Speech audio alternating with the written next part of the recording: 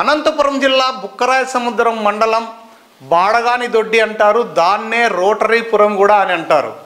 ఈ బాడగాని దొడ్డిలో బుక్కరాయసముద్రం ఎంఆర్ఓ గారు అక్కడ స్థల పరిశీలన కోసం వెళ్ళారు. దారి లేదని ఒక కాలనీ వాసులు దాదాపు 10 సంవత్సరాల నుంచి ఫైట్ చేస్తున్నారు దారి కోసం కాలనీకి. కానీ అక్కడ ఏమైందంటే ఎప్పటి నుంచో పూర్వం నుంచి నడుస్తున్న దారిని వెంచర్లేసి ఏకంగా ఫెన్సింగ్ వేసి బండలు వాసి దారి లేకుండా చేశారు. అంటే వాళ్ళు ఎలా పడితే అలా దారి నుంచి వస్తున్నారు. 10 సంవత్సరాల నుంచి ఫైట్ చేస్తున్నా ఆ సమస్య తీరలేదు. మొన్న ఎంఆర్ఓ గారు వెళ్ళింటే ఎంఆర్ఓ గారి కాన్వాయ్ని అడ్డగించారు. ఇక్కడ చూస్తున్నాం తహసీల్దార్ గారి వెహికల్, తహసీల్దార్ గారు ఉన్నారు అక్కడ. వీళ్ళందరూ కూడా ఆ వెహికల్కి అడ్డుకున్నారు. దాదాపు 2 అవర్స్ అడ్డుకున్నారు. లాస్ట్ సండే నాకు కూడా ఫోన్ చేశారు, నన్ను రమ్మన్నారు. బట్ ఆ రోజు నేను వెళ్ళడం కుదరలేదు, సాయంత్రం అయింది. ఆ ఈవినింగ్ టైంలో ఆ మేడం గారు వెహికల్ని అడ్డుకున్నారు. ఖచ్చితంగా మాకు దారి తీయించే వెళ్ళాలి మీరు, లేకపోతే మిమ్మల్ని కట్టు కదలనీమంటూ భీష్మించుకొని కూర్చున్నారు ఆ కాలనీ వాసులు. ముఖ్యంగా దీని వెనకాల పోరాట పటిమ ఏంటి అంటే, ఒక ఆర్మీ క్యాండిడేట్ ఒక ఆయన ఉన్నాడంట, మిలిటరీ సిపాయి, ఆయన కూడా జవాన్, నిజంగా జై జవాన్. ఆయన మిత్రుడు ఒక ఆయన ఉన్నాడంట. ఆ ఇద్దరు గట్టిగా ఫైట్ చేసి కాలనీ వాసులందరినీ కూడా ఒక ఉద్యమంలాగా తీసుకొచ్చి వాళ్ళందరూ కూడా కలిసికట్టుగా పోరాటం చేస్తే అదే రోజే తహసీల్దార్ గారు పోలీసులను పిలిపించి ఆ దారి తీయించారు. అక్కడికి సమస్య సాల్వ్ అయింది. కానీ ఈ మధ్యలో ఈ కాలనీ వాసులు పాపం అందరూ అడ్డుకున్నారు. చాలామంది అక్కడ ఇల్లిటరేట్సే ఉన్నారు, పనికి పోయే వాళ్ళు ఉన్నారు.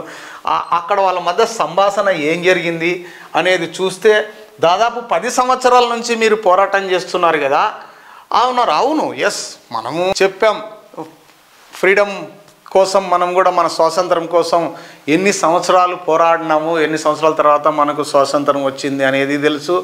తెలంగాణ కోసం ఎన్ని రోజులు వాళ్ళు పోరాటం చేసి తెలంగాణను సాధించుకున్నారో మనకు తెలుసు. ఎప్పుడైనా సరే ఏదైనా ఒక పని జరగాలంటే కొన్ని రోజులు పట్టచ్చు, వారాలు పట్టచ్చు, నెలలు పట్టచ్చు, సంవత్సరాలు పట్టచ్చు. కొన్ని ఇప్పటికీ కశ్మీరు సమస్య కాశ్మీర్ గురించి ఎంత కొట్లాడినాం మనము పాకిస్తాన్ వాళ్ళు మనకు తెలుసు.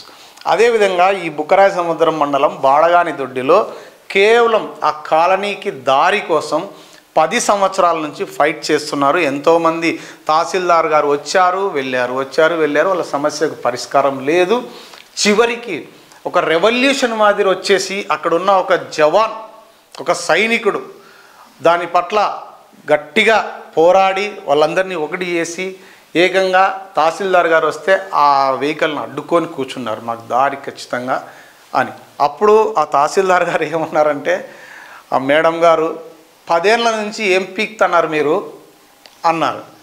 10 ఏళ్ల నుంచి మీలాంటి వాళ్ళు వస్తున్నారు వెళ్తున్నారు మేడం, మాకు ఎవరు పరిష్కారం చూపలేదు, అందుకని మీరన్నా చూపుతారని మేము మీతో ఫైట్ చేస్తున్నామంటే ఆ మేడం కొంచెం దుర్భాషలు ఆడారు, వాళ్ళ మీద కొన్ని కట్ చేశాము.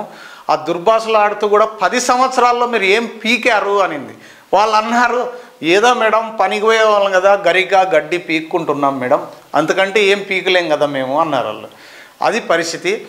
ఏదేమైనా అధికారులు అంటే పర్వాలేదు కానీ ప్రజలు అదే విషయంగా మీరు డ్యూటీ చేయకుండా ఎంఆర్ఓగా మీరు విధులు నిర్వర్తించకుండా మీరేం పీకుతున్నారు అంటే వారి మీద కేసు పెట్టే అవకాశం ఉంది. బట్ వారు అలా అనలేరు కదా, అంత ధైర్యం కూడా వాళ్ళకి అంత సాహసం చేయరు. పాపం వాళ్ళు దారి కోసం పోరాడుతున్నారు తప్ప ఎంఆర్ఓ గారితోనో లేకపోతే ఇంకొకరితోనో కొట్లాడాలనేది వాళ్ళ ఉద్దేశం కాదు. కేవలం ఆ రోజు మాత్రం వాళ్ళ పోరాట పటిమ 10 సంవత్సరాల పోరాటానికి చెక్ పడింది. అక్కడున్న బండలు, ఆ రాళ్ళు, అవి ఏవైతే ఉన్నాయో అవన్నీ తొలగించేశారు.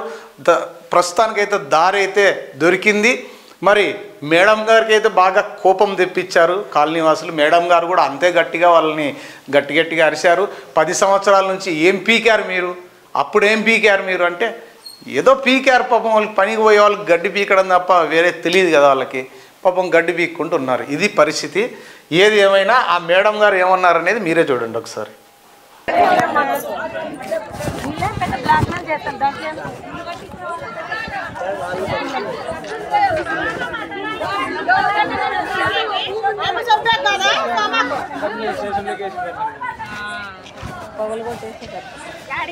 మాట్లాడతారని మొన్న చెప్పొచ్చు మేడం గారు ఉంది కదా చెప్పొచ్చు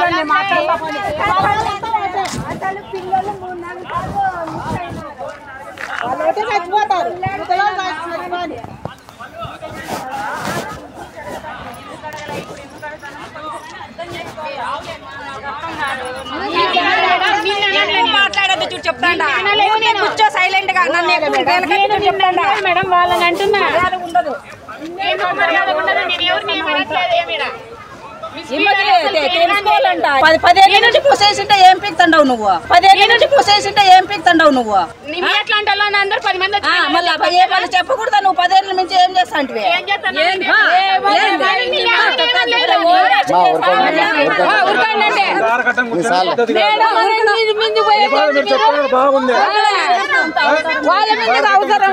ఫస్ట్ లో కూర్చున్నారు బాగుంది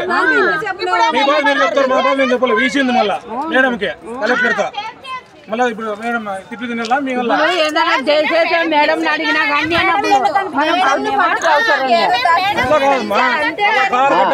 అన్నిటికీ పద్ధతులు ఉంటాయమ్మా అన్నిటికీ పద్ధతులు ఉంటాయి కార్ల ముందు కూర్చొని పద్ధతి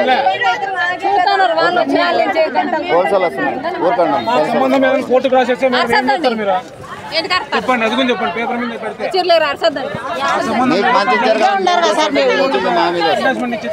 ఇప్పుడు వాళ్ళని మాట మాట్లాడుతున్నారు ఇంకా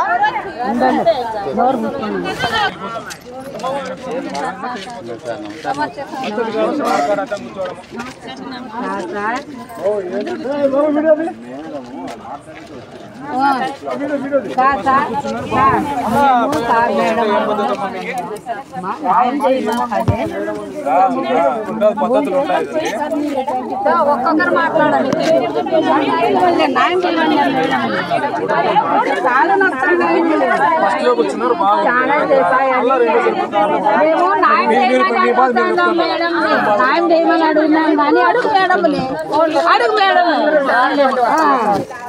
మేడం అడుగు నేను అడిగిన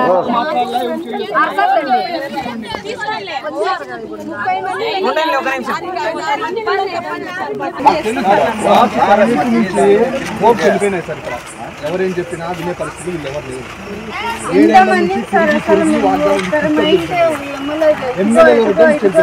వాళ్ళని అడగాలి వాళ్ళని అడిగితే వచ్చేది